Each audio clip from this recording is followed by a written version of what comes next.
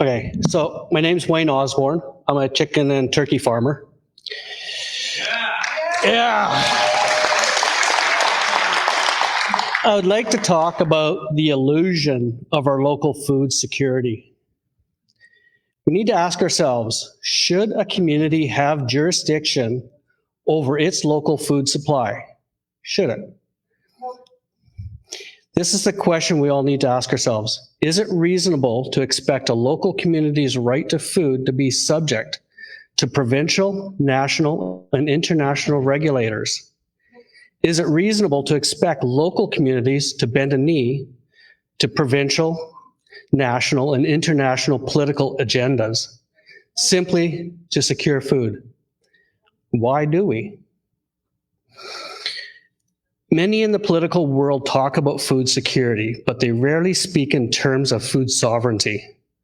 Instead, they speak in terms of securing increased dependence on international or institutional food supply chains. They defend the institutional food supply chains at the expense of our independent food producers. Our independent food producers are being regulated out of existence. This is not food security. It is food dependence.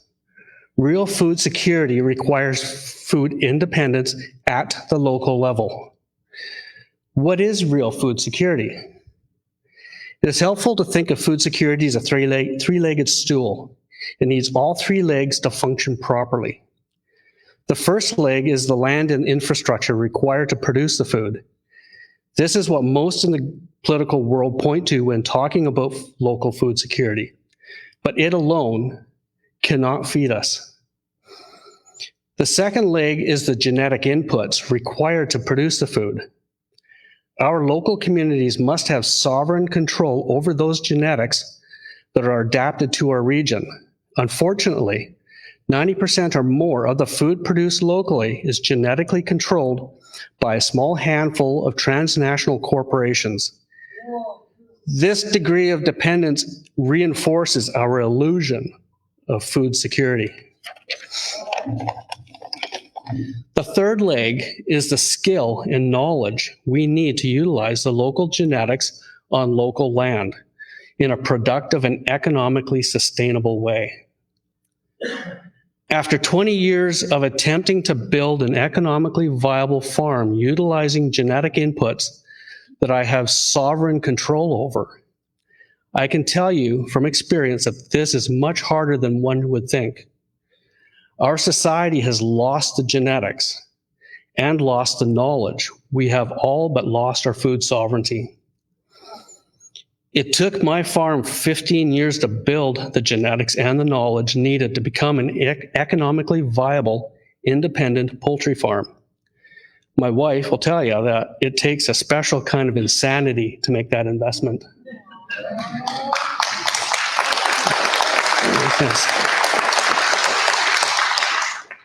It is with weird irony that after finally finding a self-sufficient, independent food production model that financially works, we, my wife and I, are now making plans to close our farm here and move it out of the province. Not for economic reasons, but to protect our independence from a government on a mission to destroy local food sovereignty. How is the government doing this? It would take me weeks to offer a complete list. Think of it as death by 1,000 cuts. Think of an individual growing food and all the regulations that try and restrict how that individual can actually grow and produce the food. Then consider all the regulations that stand between the farmer and the consumer. These regulations limit the food options available to the local consumer while also substantially increasing costs. There is also the conspiracy to insert as many middlemen into the process as possible. Now, I use the term conspiracy with intent and accuracy. Each middleman boosts the government's GDP and the tax revenue. It also increases the cost of production. This unspoken policy is systemic throughout government And it's not just farmers, it's your contractors, buildings. Your building costs are because of these middlemen, these specialists. We don't need them.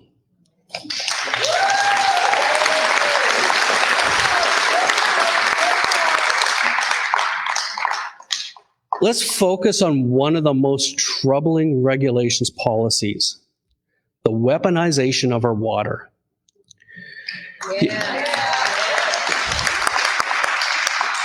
The idea of the Water Sustainability Act is sound.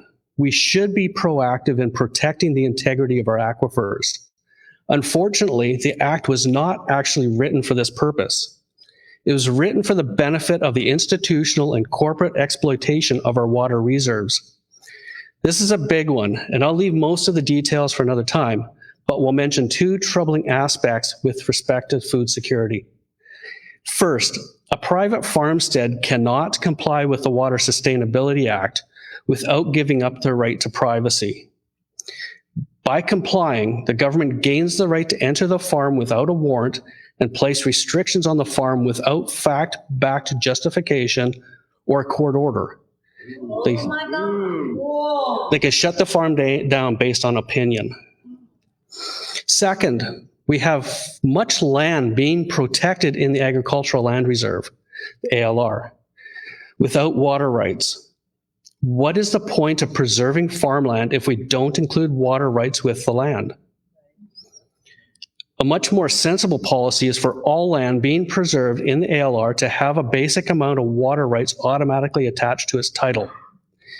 If our society is not willing to protect our farmland's capability of producing food, then we are not sincere about protecting our food sovereignty.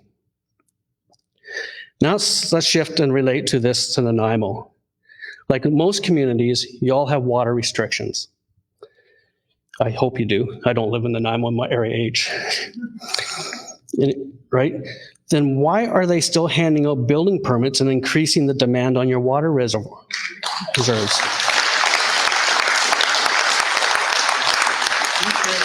This is counterintuitive.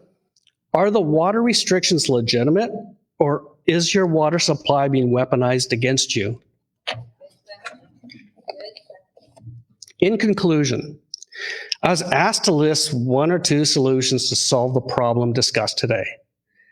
That was a gut check. I had trouble with this one. You see, everything mentioned here are symptoms and band-aids. They don't address the overall underlying problem.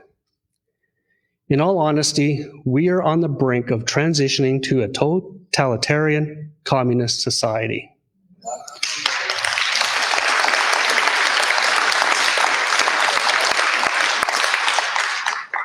Everything we are trying to resolve today is becoming moot. What can people in this room do to help correct this? I can only think of one. Stop complying.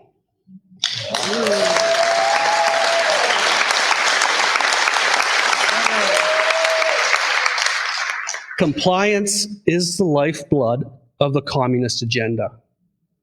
Unfortunately, compliance is also oh so Canadian. So, thank you.